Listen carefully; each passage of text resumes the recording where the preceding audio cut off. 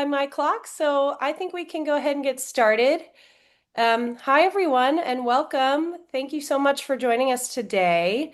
My name is Kate Culver, and I am a public partnerships manager here at Pavilion. And I have the pleasure of being a judge or a presenter, rather, with our all-star lineup of procurement leaders on today's edition of Procurement's Got Talent.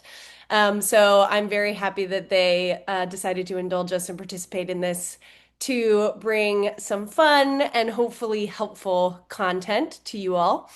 So obviously, today's conversation is inspired by the reality TV show America's Got Talent.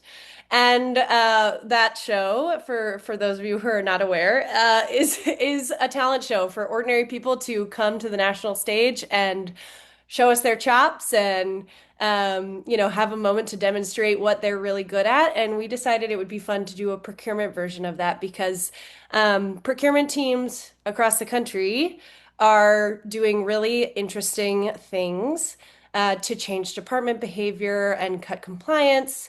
And a lot of times they are, or cut compliance errors, excuse me, not cut compliance.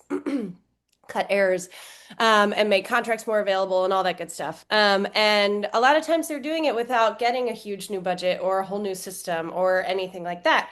They're getting innovative and they're getting creative, and we thought that they deserved a spotlight. And so today we are going to hear from three procurement leaders from three different cities across the country. So we will hear how Chattanooga, Tennessee has streamlined their vendor search process, and how Burbank, California is reducing their sole source requests, and Mesa, Arizona is making shareable contracts more of a practical everyday tool. And the goal is that you all that are here listening can walk away with some strategies that you can take back to your own teams. So we want this to be fun, we want this to be educational, and we want to celebrate some of the interesting things that are happening with procurement. So we'll dive in just a few minutes, but if you haven't already, take a moment to scan that QR code and fill out the poll to just give us a little bit of a sense of who's coming from where. And then just a few housekeeping items as well. This is being recorded, and we will share a copy of the recording with you after this event via email, so you can reference it or share it with folks who were unable to join us today. And then we really would love your questions and comments during the discussion. So we will spend most of the time going through kind of each of these case studies, but we will definitely leave time for Q&A at the end. So if you have a question, go ahead and submit it to the Q&A and we will get to it at the end. And we look forward to that conversation. So with that, I'm going to click into our poll and see what's going on here.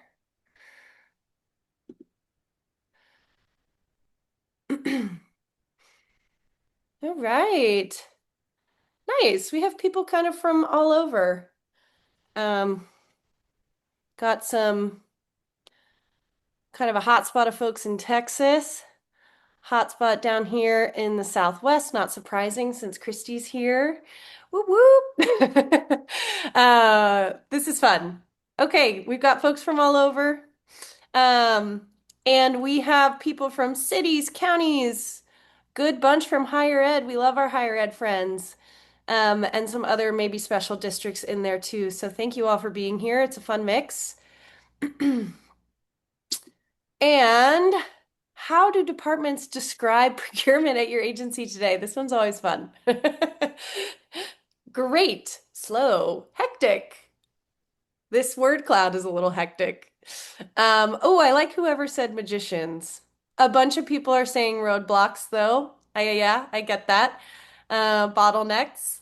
So I am happy to see that helpful continues to rise to the top as the number one word, but it is kind of surrounded by some of these other words that are maybe less favorable. So that is, the tale as old as time, and hopefully we can get some fun and interesting ideas out to folks today for how to continue to be helpful magicians transforming challenges. That was my attempt at making a making a little poem from these words. Um, and yes, how do you want departments to describe procurement?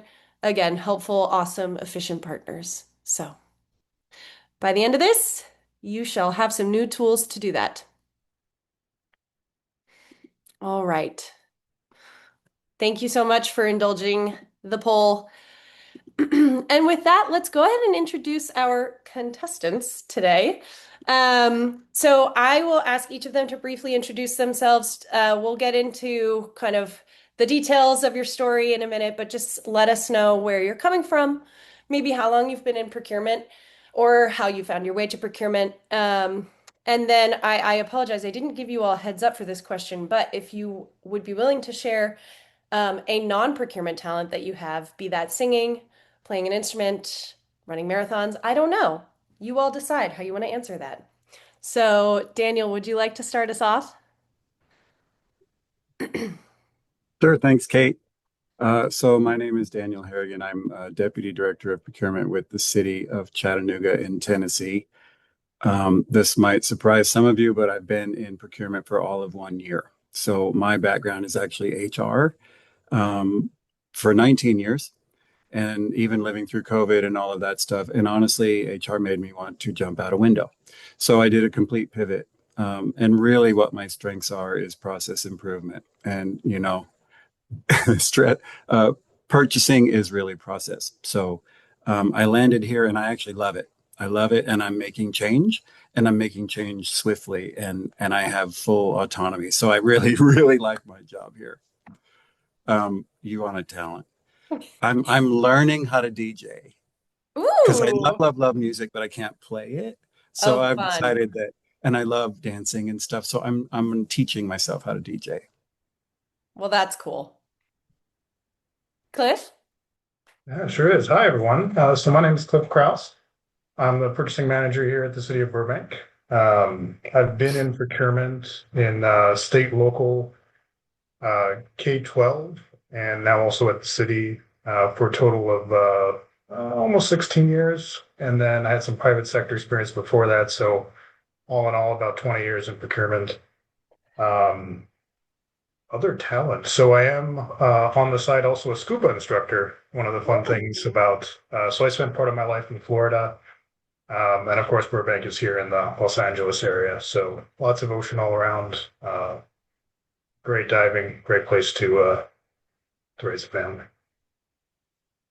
Wow, you guys are not disappointing with this question. Okay, Christy, last but not least. Hello, I'm Kristy Garcia, Procurement Administrator here at the City of Mesa in Arizona. I've been in public procurement going almost on 25 years, all in city. I was at City of Chandler 13 years, and I'm going on 12 years here at Mesa. And just slowly worked my way up from the lowest possible position, to where I'm at now.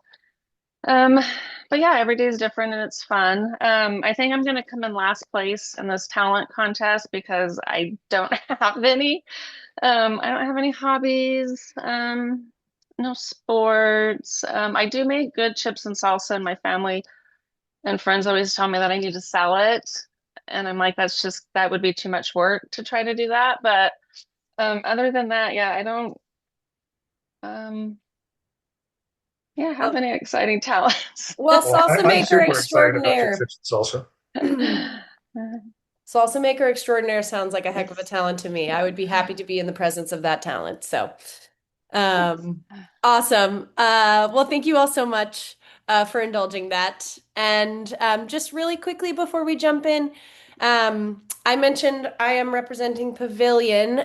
So for folks in the room who are maybe new to Pavilion or who have not heard of us, I'll just give a really brief overview. We are a free tool for public servants. Pavilion was founded by a former public servant with the city and county of San Francisco. And we are a free platform for strategic procurement leaders to help source vendors and contracts. So we make it really easy to find what you need and then get compliant quotes and empower your departments to do some of that research themselves in a safe and sort of protected way. I liken it to bowling with bumpers, so that you can feel confident that your teams can be autonomous, but with all of the right kind of boundaries in place and really good quality data about vendors and contracts. And it's all in one place and it is for free. Our tool will always be free for public servants. That's very important to us. And so if you have not had a chance to check us out, we invite you to do so. And you'll hear some hopefully actually pretty diverse examples today of how Pavilion is working for these different agencies. Obviously, just one of the many tools that they are employing to bring their strategies to life. But nonetheless, we will give a little bit of an overview of that soon. So, without further ado, I will try to be a kinder moderator than Simon Cowell here. But let's go ahead and get into it and actually get to the good stuff. So let's start with Chattanooga. So the situation that Daniel, you were experiencing is that departments at your agency were having to check lots of different places to find a vendor, or see your own contracts, see cooperative contracts, know who's local, know who's a diverse business. It was a lot of rich information living in a lot of different places. And so I know one of your goals has been to bring it all into one spot. So if you could just speak a little bit about kind of your situation, the challenge you had at hand, and the solution that you brought to the situation. Yeah, so a little bit of a background. We have here at the city, we have 2,600 employees, 19 departments, um, and the procurement team is 12 total. So I have six buyers, and they are assigned to departments. So some of them have three departments and some of them have five, et cetera, et cetera. We are um, what I originally thought that Pavilion was going to do was essentially just help our department to go out there and find the quotes and also confirm sole source. But really, it's turned into way more than that. So um, I'll paint you a little bit more of a picture. We are decentralized in the way that our requisitioners are out in the departments. We have 146 requisitioners, none of which are in purchasing. And so that causes problems right there, right? We have no control, we have no authority over them. We just ask them to do things right and then hope. So to make matters worse, the previous training for said requisitioners was woefully inadequate. Um, and if things were being done wrong, nobody cared. The only people that cared were here in purchasing. So I come in and I was getting the same questions over and over and over again. How do we find our contracts? How do I know if we have a supplier for this? Um, then I'm also seeing the same errors over and over again. So really, what it came down to for me is I needed to build out the tools and the training. And Pavilion is one of the tools. So um, I will say it brought to light another big problem here anyway, is we have all these requisitioners, but they weren't necessarily the ones going out and getting the quotes. So oftentimes the managers were just calling directly. They would throw a quote on the table and say, get me a PO, right? Whether that followed our process or not. So what we ended up doing was basically training up. So I can train requisitioners and then we were having them train up. But we do want managers to make the decisions, right? But we have to put the tools in front of them. So now they can go to one spot to start anyway. Um, if they need help, Pavilion has the concierge service. And so that's kind of the beauty of it. The reality is everybody wants a shortcut. They want the easy way. Everybody wants the easy button. In fact, I want to go buy one of those from Staples. Everybody wants the easy button. And that's fine. But now, like with Pavilion, if they want to find a contract, even if they want to find a cooperative, they can just jump on there and you can get three quotes easily, but also you can find the co-ops and you can find our contracts. We had to make it that easy, and Pavilion is one of our tools that really made it that easy. So, Yeah. um, Staples was onto something with those easy buttons. They've really had staying power. But I think you're totally right. There's nothing wrong with people wanting to take the shortcut. When you say that, it sort of has a negative connotation, but at the end of the day, the requisitioners and the managers especially are not doing purchases as their primary job. This is one of the many things on their to-do list. So making it easy and delightful even is something that we're trying to do to get people to do things the right way.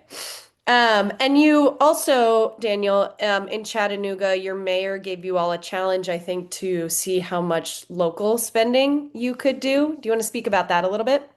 Yeah. So um, our mayor has this thing called the One Chattanooga Plan, and it's vast, but part of it was building the local economy and the black middle class and things like that. And there are a lot of small local businesses here, and a lot of them, they don't know how to do business with us, but we need to find them, right?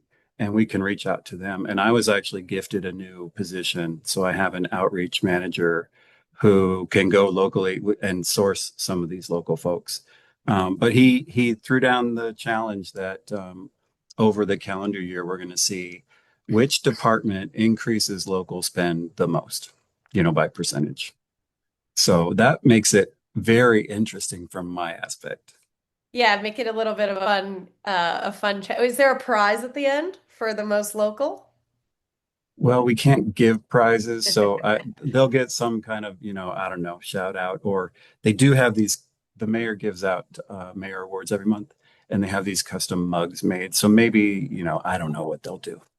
Perfect. It'll Not be all the not for me glory. to worry about. But if he has to, procure them, I'll help him find a Yeah, vendor. exactly. There it is. Oh goodness. Yeah, they'll get all the glory and a beautiful mug. Yeah. Um, can you explain a little bit more in detail the different data sources that you have had to consolidate into one place?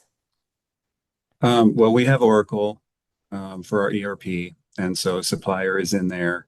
Um, but so nobody wants to go to Oracle. They couldn't find their contracts easily. They couldn't find the suppliers easily. It was like layers and layers and peeling things back. And so honestly, what they were doing is just calling the last person that they hired. Um, and they didn't want to put any effort into it. And if they didn't know somebody, they were Googling it instead. Google became a verb, Googling it instead of going into Oracle to find the suppliers that had already put time and effort into registering for our portal. So it was driving me a little bit crazy. So before, if they did, they would have to go to one place in Oracle to find suppliers. They would have to go to a different place to find the contracts, and so nobody did it. So I had to bring all that together if I could, right? Yeah, it's tricky because you have great data, right? Like you have this vast vendor network and you have this really comprehensive data, but it's sort of living in various places and in tools that are maybe not the most intuitive to navigate, especially for folks who are using them not every single day, for sure. For Well, sure. and they don't know what they don't know. And some of them didn't even know how to go find said suppliers. Yep. Yep. Yep. Makes I'm a lot of just, sense. I was just going to mention, Daniel, like getting your departments to use existing vendors who already have experience doing business with the city, and that makes everybody's life so much easier. This whole going out and Googling and like the Wild West of trying to get people, because then you have to teach them about doing business with government, right? Yeah. So that sounds awesome. For sure, for sure. And it's helpful. We hear the question all the time from departments. They actually want to know who other departments are working with. That is helpful information for them, but it's really hard to find that information sometimes. And so, kind of bringing, a vendor list into a place that is searchable, easy to see at a glance, is valuable data. Kind of coming to the surface that was data that was previously hiding somewhere. So, uh, Daniel, what advice would you give to peers that are trying to do something similar?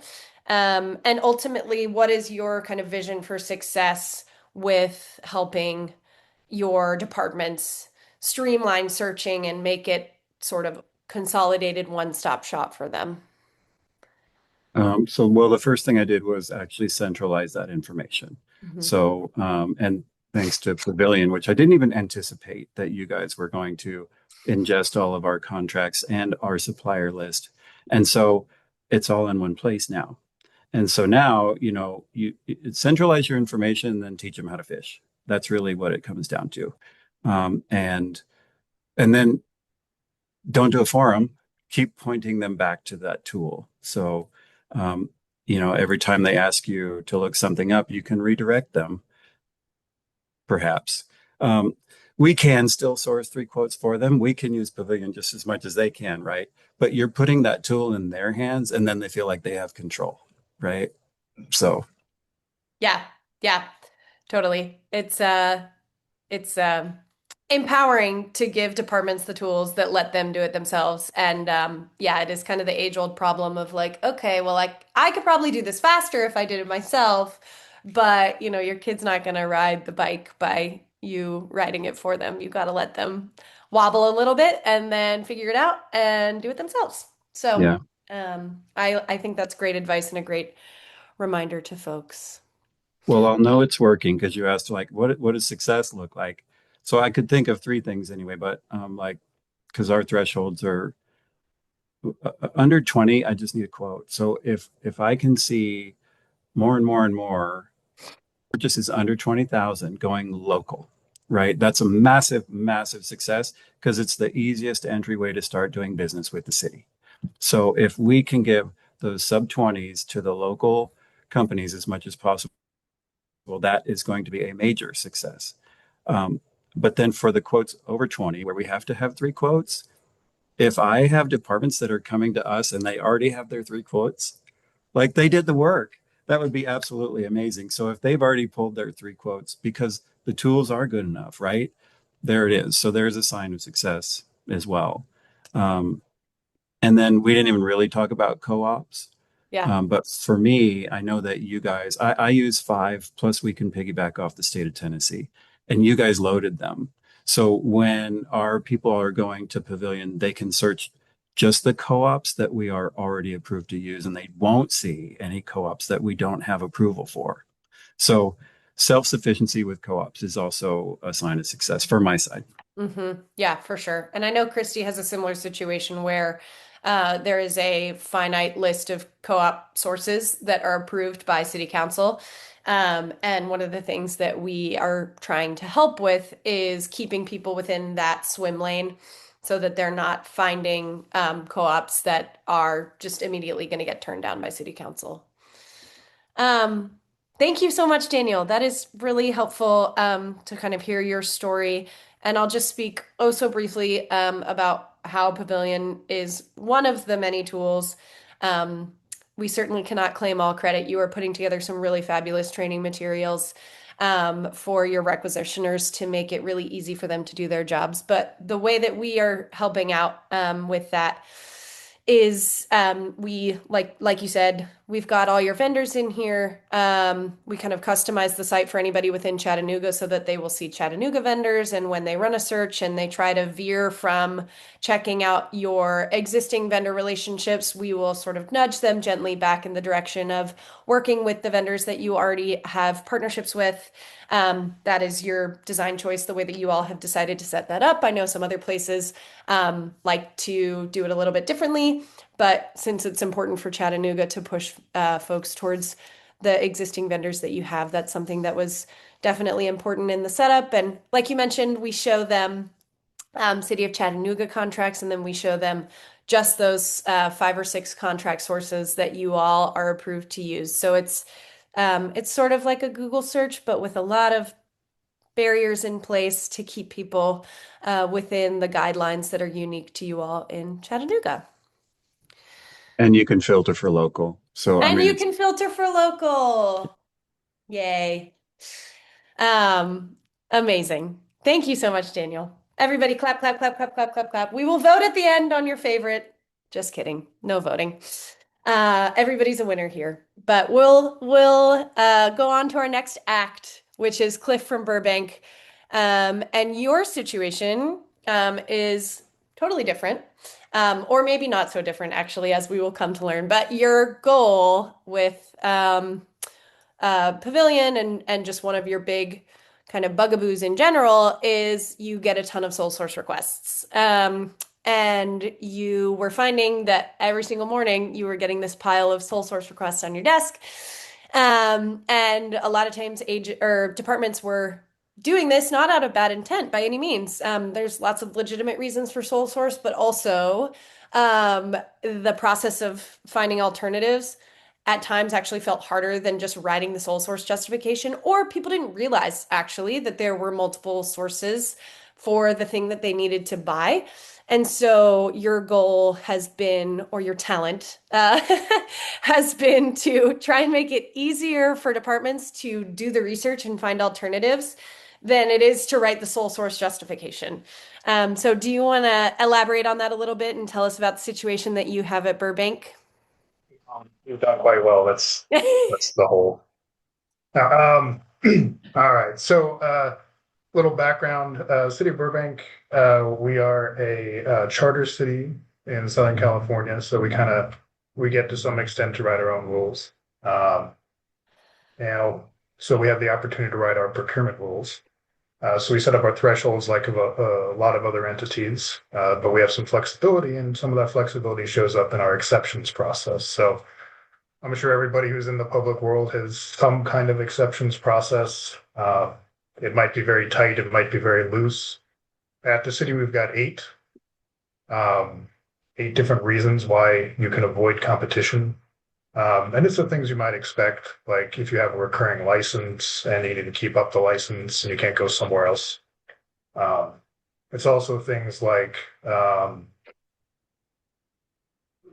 the classic sole source. There's only one manufacturer of the specific component which supports the systems. So just to tell a little bit more about the Burbank story, we consider ourselves a full service city. So we do kind of, I think, the common stuff like parks and community development, but we also do water and power and sewer, and we have a public works department.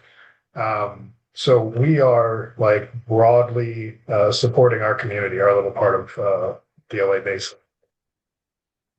And Kate, right to your example, I come in the morning and oftentimes I have a pile of these single source requests, and there are lots of reasons for them because, of course, we've got those 8 different categories they can try and like shoehorn their reason into, and a lot of them are honest. I looked around, I didn't really see anybody. I think this is the only supplier. Here's your sole source request. And what I've really appreciated in the way we've approach Pavilion. And I think in the longer term, we're going to go kind of Daniel's path and push it out broadly, because it would be great to have our departments coming with kind of the ideas to us first instead of them coming to us with the sole source request. So we want to avoid this process entirely. Primarily because of the reason you mentioned, Kate. It's almost more work to do a sole source request. So there are 4 or 5 signatures on this thing, if you count the person putting it together. So it could be a week, 2 weeks to get everybody to sign everything and write it up. And in that period of time, we can use our flexibility as a charter city to enter into a cooperative agreement. And all we have to do is really search for the product or service through the Pavilion site. So we can do the vendor matching for our small dollars, so far up to 50. We can even go up to 100 if we get 3 quotes out of Pavilion. So we could have our departments do that.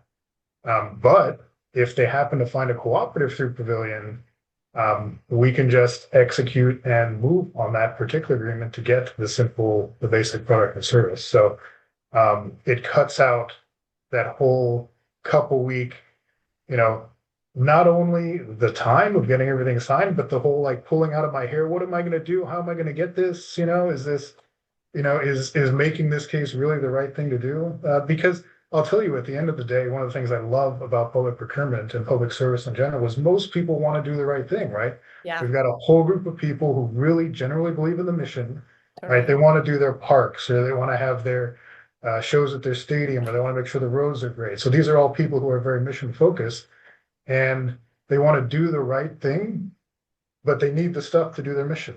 Yeah. So um, again, kind of, looking a little bit back to Daniel's comments, like they're all looking for the easy button. And it's not because they're bad people or it's lazy, it's because they have a mission. And if you look at your role in procurement as helping people deliver on their mission, then I think you should be looking for the easy button too. And Yeah. that's one of the things I appreciate about Pavilion, right? You put in whatever it is you're looking for. If there's a cooperative that pops up, so it sounds like we have a little more loose configuration than in Daniel's case, but so we can get a bunch of cooperatives to pop up.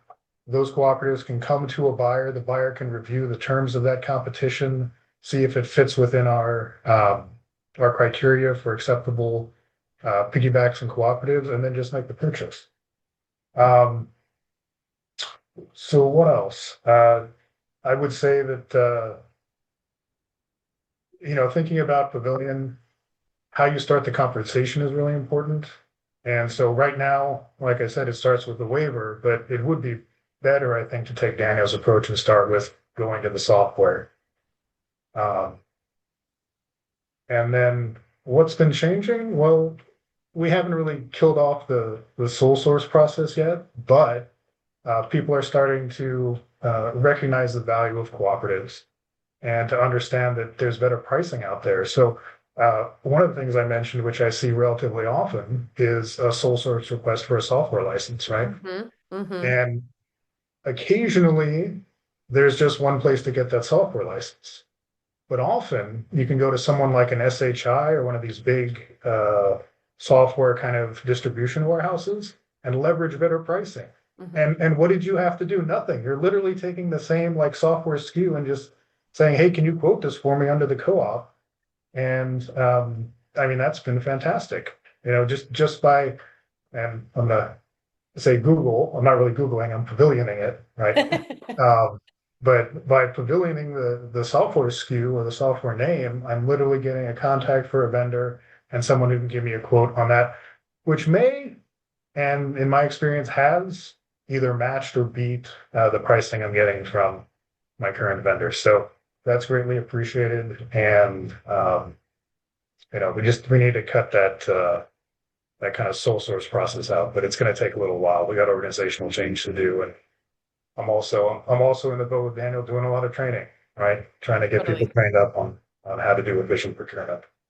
Yeah, and you all are also, I feel like something is in the water in the last 2 years. Everybody's doing an ERP implementation. I know you all are in the middle of that right now too. So, kind of breadcrumbing it, starting with your procurement team, but I think you all have had great success with even just giving your procurement team the tool to help them find alternative sources to sole sources. And actually, this is just kind of a screenshot of some of the things that your team has been looking for. But like you mentioned, individual brand names getting searched for, different types of things getting searched for. These are all things that folks are trying to do with a sole source. I loved what you said about how public servants are so mission oriented that they actually have this funny catch-22 where they need to get their stuff so quickly because they're so mission oriented.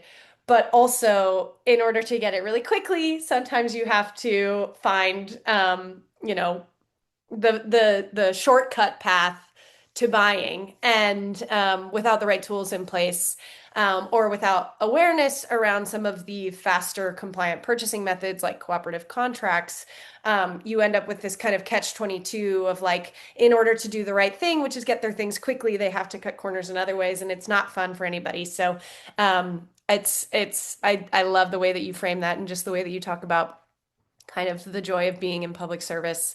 Um, and one thing that you mentioned, I think, in a previous call that I loved was you just about the power of co-ops.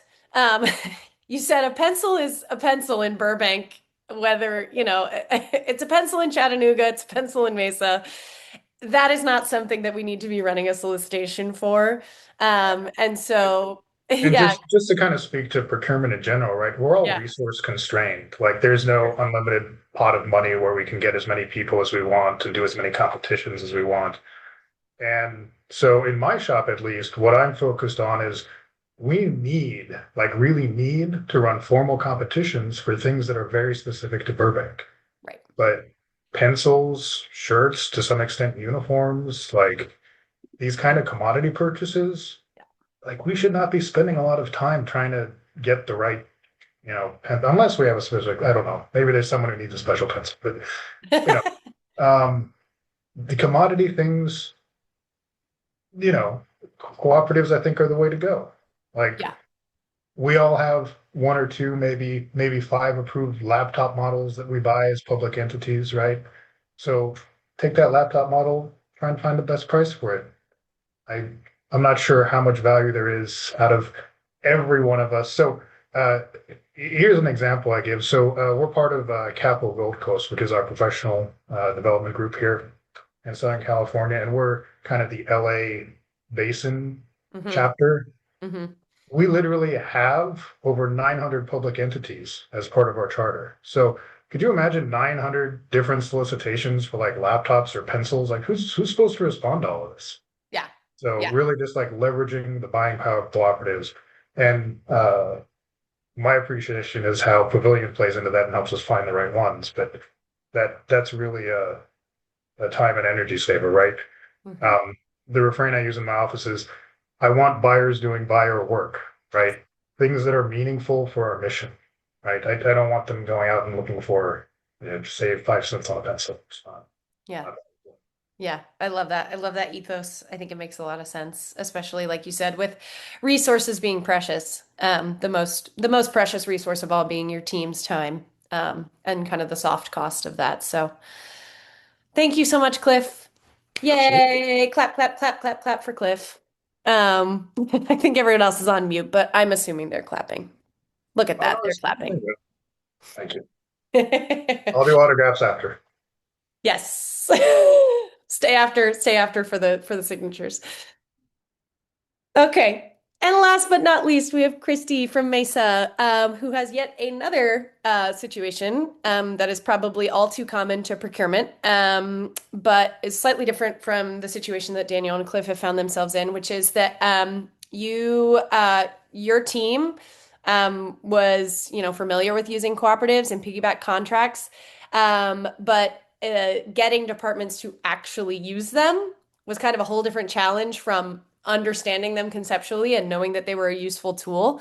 And I know over the last couple of years, you've made real progress on this by making it easier for people to find cooperative contracts and really empowering these embedded liaisons within your departments to help their own department teams do a better job of utilizing cooperative contracts. And so, if you wouldn't mind speaking a little bit to kind of the situation that you find yourself in, the general scene at Mesa, and some of the things that you have changed there. Yeah, sure. Yeah, and when I was listening to Daniel's story, I'm like, that sounds very similar to our story 5 years ago. Very similar. But 2023, we had the opportunity to increase our thresholds, finally, which presented an opportunity with increase in thresholds and giving those departments that added responsibility of getting three quotes and putting more responsibility in their lap. But with that increase came a lot of training. And with that training was our opportunity to um, provide them with all the procurement methods and resources and tools available to them and what they needed to do under each dollar threshold and when you could use cooperative contracts. And we have a list of probably about 10 to 15 different cooperative contracts that we have authorization to use. And we provided the information, but it was a link to every co-op individual website. And, before we increased our thresholds, it was, procurement staff doing that research and what have you. And Now, with it being the department's responsibility, came our responsibility of training our end users on all this different stuff. So Pavilion came along with, this tool of let's make all of these available cooperative contracts available in one place, easy to search, access to only the cooperative contracts that we have authorization to use. And, again, with those departments having that more responsibility, what it was a tool that we could provide them to help them compare cooperative contracts, because part of our policy and best practice is if you're using a cooperative contract over $50,000, we need you to get 3 quotes. Do that comparison, especially if it's going to council. That way you can justify why you chose this cooperative contract. Anything under 50,000, just pick a cooperative contract, make sure it's in the best interest of the city. So it was just a tool that, so that problem was, just providing that resource to those individuals to help them do a new responsibility that they now had with us increasing our thresholds. Yeah.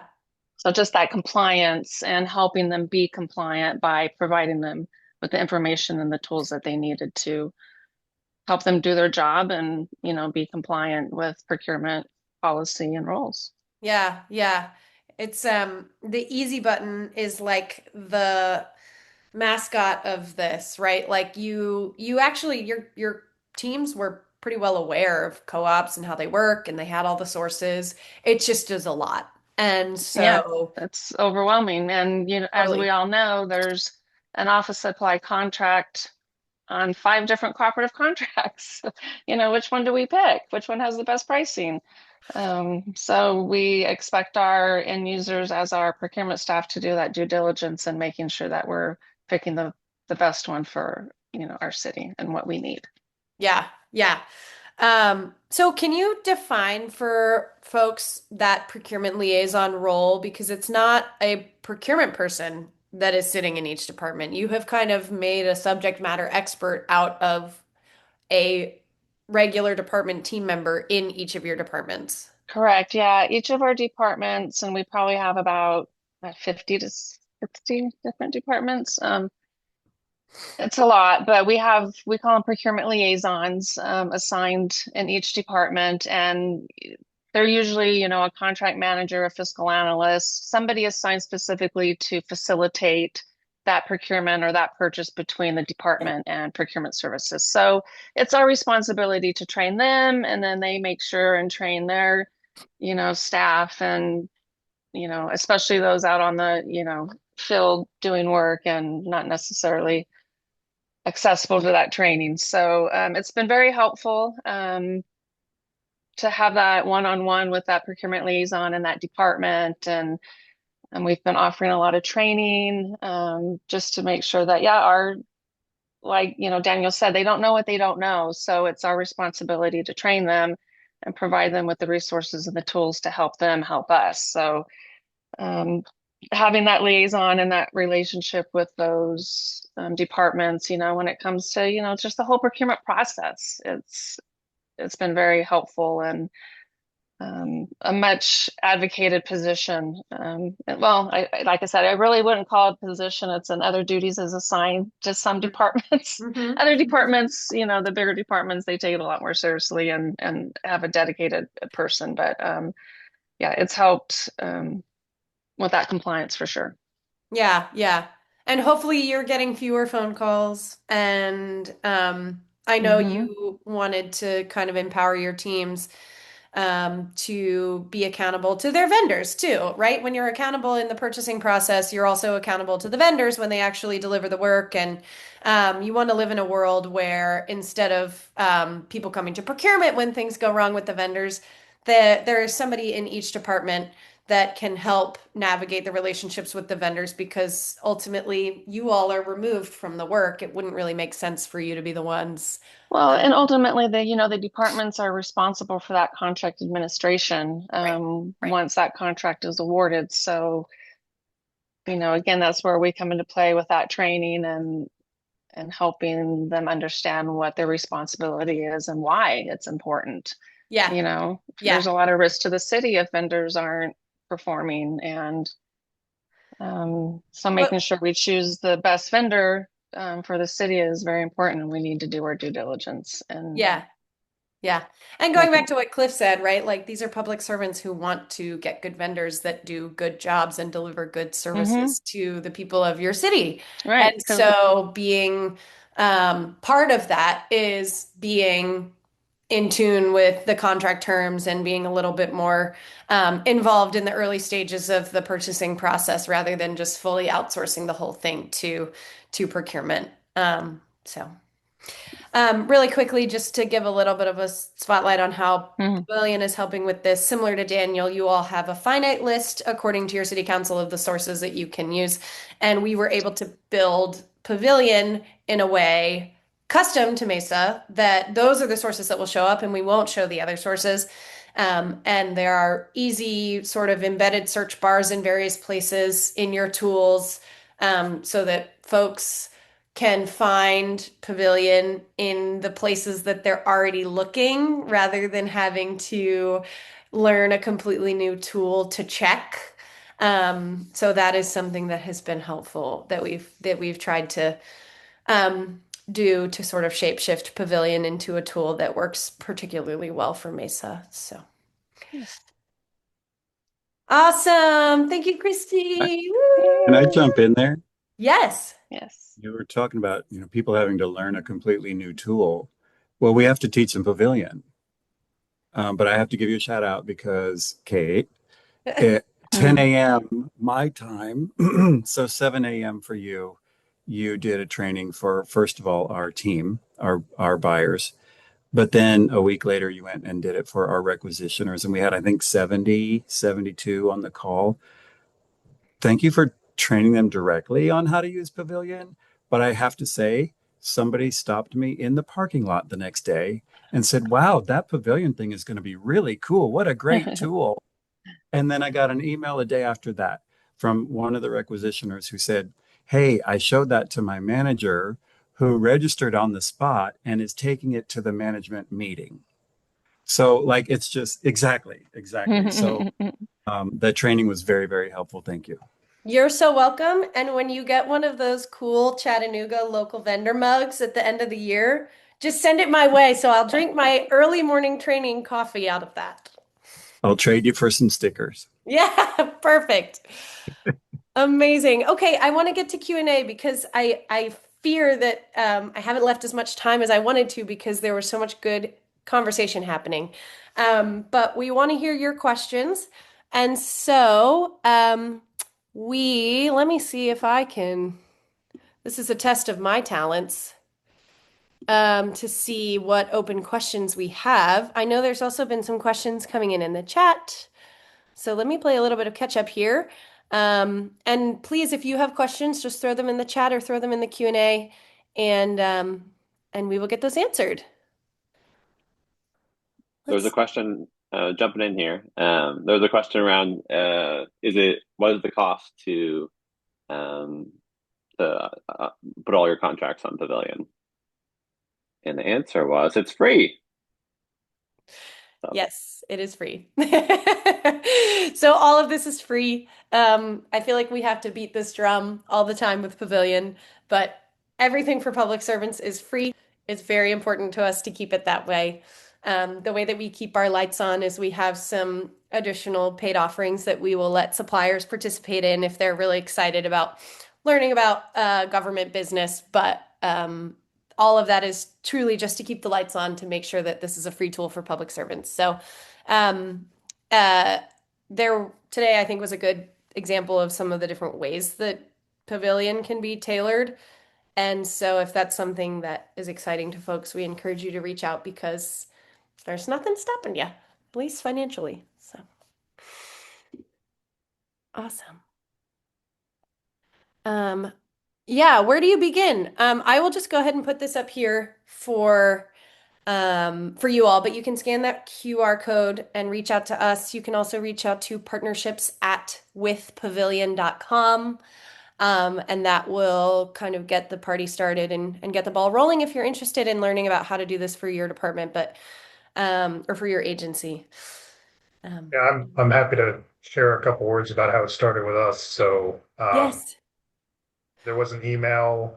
I think just found Pavilion through Google, and Keaton team kind of connected with us. I got the tour, then a larger group of us with our buyers got the tour, and it started clicking, and we're like, oh, we could use this to solve this problem and this problem. So um, really, I think the first step is just the commitment of a little bit of time, and then having people on the call who can see the potential.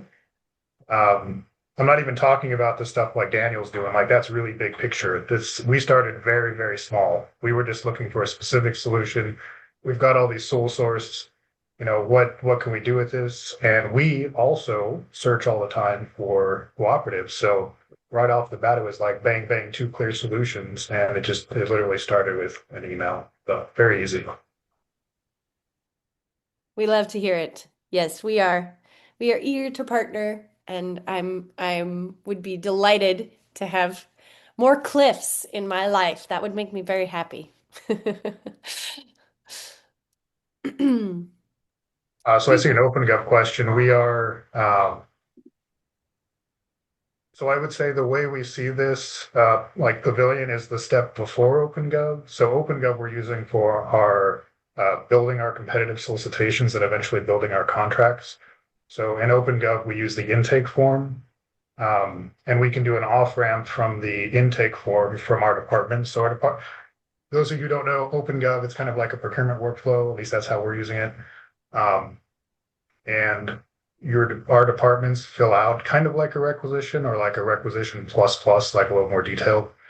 And that flows to a buyer, and then a buyer right now can go on a Pavilion and say, hey, we've got this contract or these vendors. And so that's how we're using Pavilion with OpenGov. It's kind of like an early off ramp. So are we going to run the whole competition for you? Like, are we doing an RFP, a bid? What are we doing?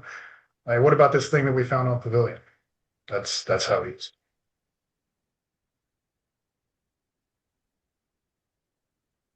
Yeah, it sounds like David says that's they're doing in this the exact same way. Kind of thinking of those tools as being complementary to each other in the way that, you start on one and then move to the next. Yeah. All